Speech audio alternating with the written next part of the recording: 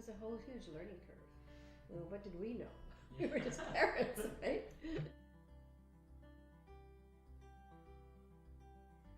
I was a very inquisitive person, you know. I mean, I had a career. In those days there wasn't mat leave, and we made the decision for me to stay home for a few years, and I was a very involved individual. So I must have just embraced it from just people I met, and I had to look into it more.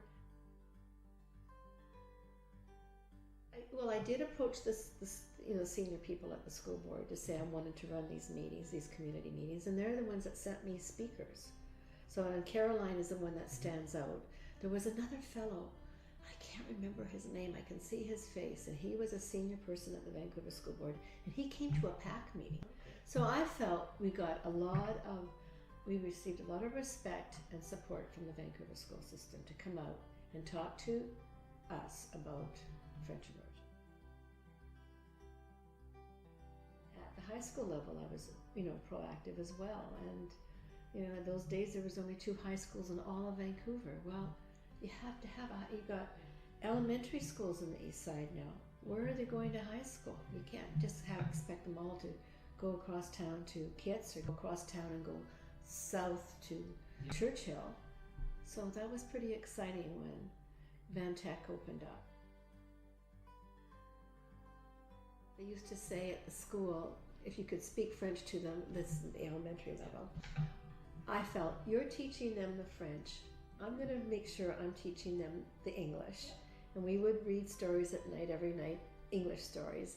But I encouraged them to speak French, and we had French books here too, they would pick up. So, and French music, I had lots of French music. I think what's key there is that you spend the time with your child to read to them in English, correct their English language, encourage them to speak in English, and it's the teacher's responsibility to teach them the French and make them feel comfortable when they speak French. And also as a parent, wherever you may be, if there's a possibility to speak French, encourage them to use the language and be proud of them. I was very I made sure my kids knew we were proud of them, that they knew these languages, these 2 languages, that it was a sense of accomplishment, and we're proud of you that you're doing it.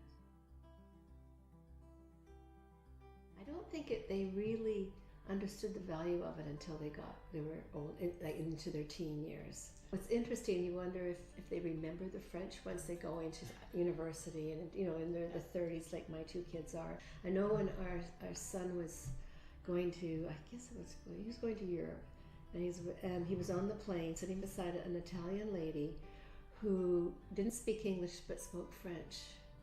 So he picked up his French.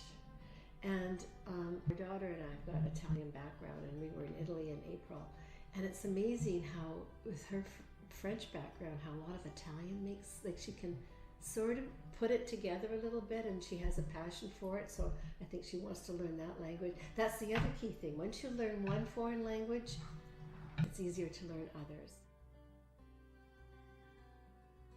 The District Parent Rep Organization. Now each area in the Vancouver school systems, it's broken into areas, and there's a district parent rep to represent each area.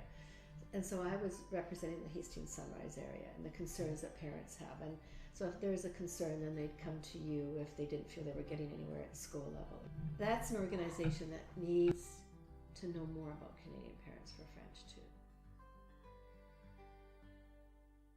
This has been a wonderful experience with bringing French Immersion to the Eastside and how it's grown. We have late immersion too, and I feel it's just part of educating parents. That's the key, is getting them together in the community, whether it's at a local school or the community center, and talk about options for your child.